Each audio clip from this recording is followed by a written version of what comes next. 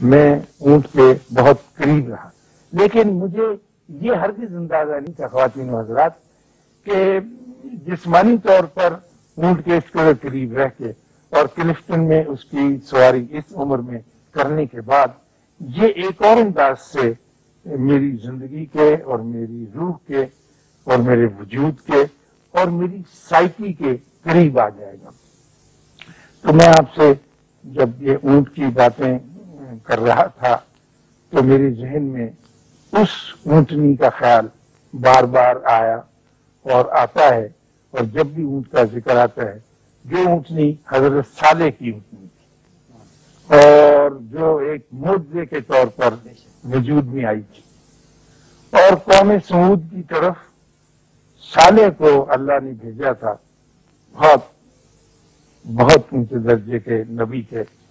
کہ جا کر اس بےہودہ قوم کو راہ راست پر لایا جائے۔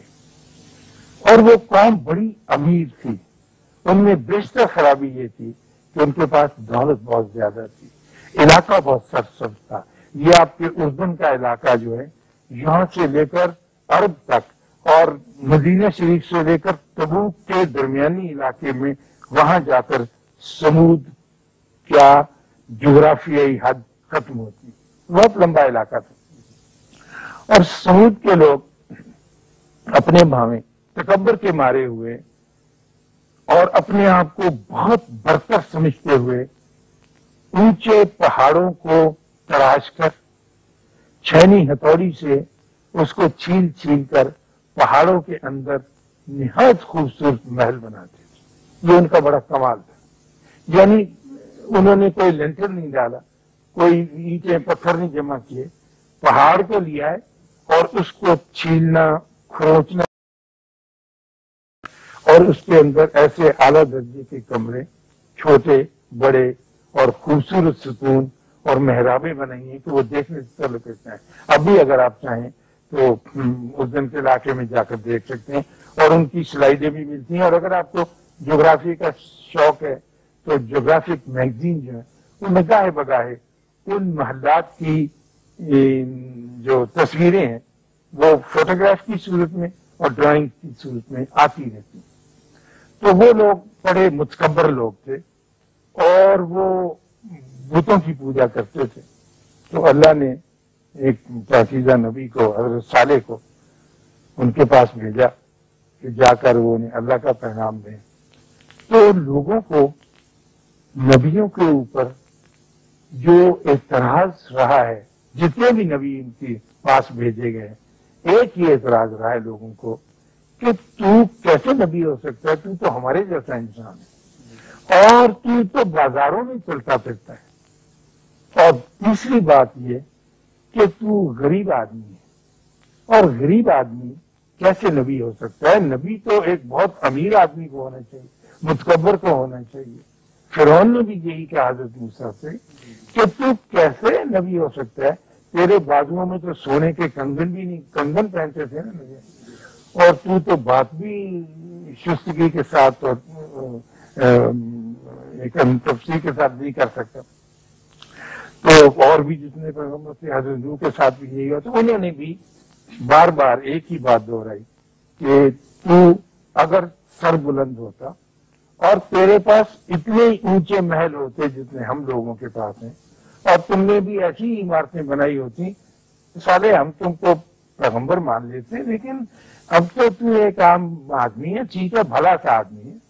لیکن تیری مالی اقتصادی اکنامک کنڈیشن اتنی ہے۔ آپ دیکھیں بار بار ہم بھی جب بات کرتے ہیں تو اکنامک کنڈیشن کی کرتے ہیں۔ آپ کے اوپر جب بھی کبھی کوئی مصیبت پڑتی ہے، بوجھ پڑتا ہے، تو آپ بجائے اس بوجھ کو بلا واسطہ طور پر ڈائریکٹلی برداشت کرنے کے ہمیشہ پلٹ کے اکنامکس کی طرف جاتے ہیں کہ ہماری اکنامکس کمزور ہے، اس لیے ہم یہ کام نہیں کرتے۔ ہم نیک اس لیے نہیں ہو سکتے کہ ہم مالی طور پر کمزور ہیں، ہم بہادر اس لیے نہیں ہو سکتے کہ ہم مالی طور پر، ہم اچھے انسان اس لیے مر سکتے کہ مالی طور پر ہم اچھے ہیں۔ تو وہ بھی یہ کہتے تھے کہ بھائی تم مالی طور پہ تو اچھے نہیں ہو، ورنہ اگر تمہارے پاس اتنے بڑے محل ہوتے جتنے ہمارے پاس ہیں تو ہم تم کو یقیناً نبی مانتے۔ لیکن وہ کہتے کہ مجھے یہی حکم دیا گیا ہے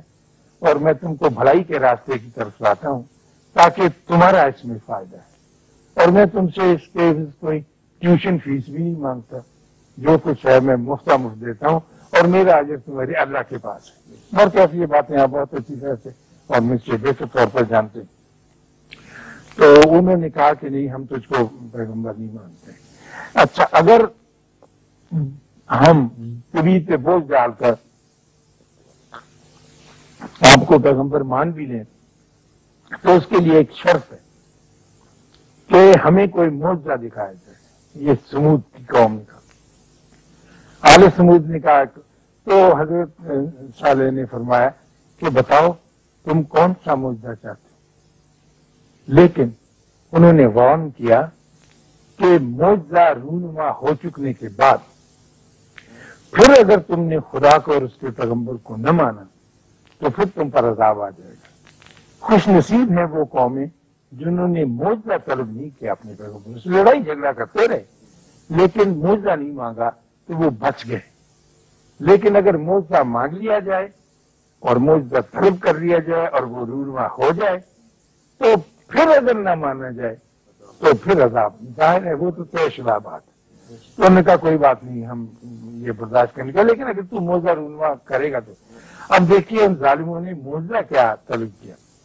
انہوں نے کہا کہ ہم یہ چاہتے ہیں کہ سامنے پہاڑ ہے، چٹیل چکنا بہت مضبوط، کروڑوں سال کا اپنی جگہ پر قائم، ہم چاہتے ہیں کہ تیرا اللہ اس پہاڑ کے اندر سے ایک اونٹنی پیدا کرے۔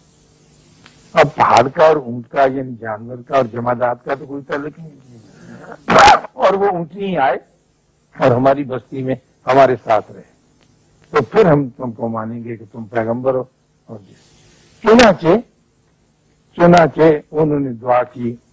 اور اللہ سے اس معجزے کو طلب کیا کہ اگر یہ لوگ اس طرح سے مان جائیں تو ان کا فائدہ ہے۔ ان پہاڑوں کے درمیان میں سے، ان چٹیل چمکدار چکنے پہاڑوں کے اندر سے وہ ناقۃ اللہ جسے کہتے ہیں اللہ کی اونٹنی جو ہے وہ نمودار ہوئی اور ان کے آگے چلتی آ رہی، اور کیونکہ پہاڑ وہ بہت بلند تھے اور اس کا قد بھی اس اونٹنی کا بہت بلند تھا، اور جیسا کہ میں نے ذکر کیا کہ خوبصورتی کے اعتبار سے وہ بھی چاندی کا ایک مرقع نظر آتی تھی، تو وہ چلتی ہوئی آگے اور بستی میں آ کر کھڑی ہو گئی، اور ظاہر ہے کہ ادھر ادھر دیکھنے لگی ہوگی، مجھے تفصیلات کا ایک اندازہ ہی ذہن میں آتا ہے۔ تو وہاں آ کے ان لوگوں نے جب اسے دیکھا تو حیران اور ششدر بھی ہوئے کہ یہ اونٹنی تو پیدا ہو گئی ہے، لیکن اب ہم اس کو کیا کریں؟ تو حضرت صالح نے فرمایا کہ تمہاری خواہش مہربانی، تمہاری خواہش کے مطابق اور تمہاری آرزو کے مطابق یہ اونٹنی انہی پہاڑوں میں سے پیدا ہو کے آپ کے سامنے آ گئی ہے، اور اب یہ آپ کی مہمان ہے۔ اب اللہ نے ایک شرط عائد کی ہے کہ یہ اس بستی کے کنویں سے یا جو بھی واٹر ہیڈ وہاں پہ تھا پانی پیے گی، اور اس کا ایک دن مقرر ہوگا، اس دن کوئی آدمی وہاں سے پانی نہیں لے سکے گا، نہ جانور، نہ اس کے مویشی، نہ چرند، نہ پرند، نہ انسانوں کو دیا جائے گا۔ تو یہ اونٹنی جو ہے یہ ہماری معزز ترین مہمان ہے،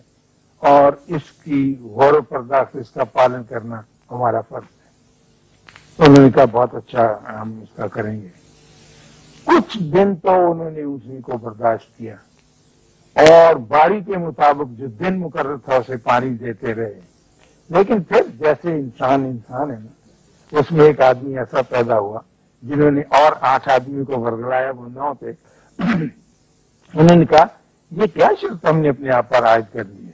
اور اس اونٹنی کی کیا حیثیت ہے، ہم اس کو کسی نہ کسی طرح سے اس کا کلا کم کریں۔ چنانچہ انہوں نے رات کے وقت اس اونٹنی کی کونچیں کاٹنی، وہ ٹخنوں کے اوپر کا جو حصہ ہوتا ہے، تو وہ اونٹنی جو تھی ظاہر ہے کہ نہا رہی وہاں پر۔ صبح کو جب بیدار ہوئے سب لوگ، اور وہ باری تھی اونٹنی کے پانی پینے کی، اور وہ تشریف نہ لائی کیونکہ وہ تو تھی نہیں اس دنیا میں، تو حضرت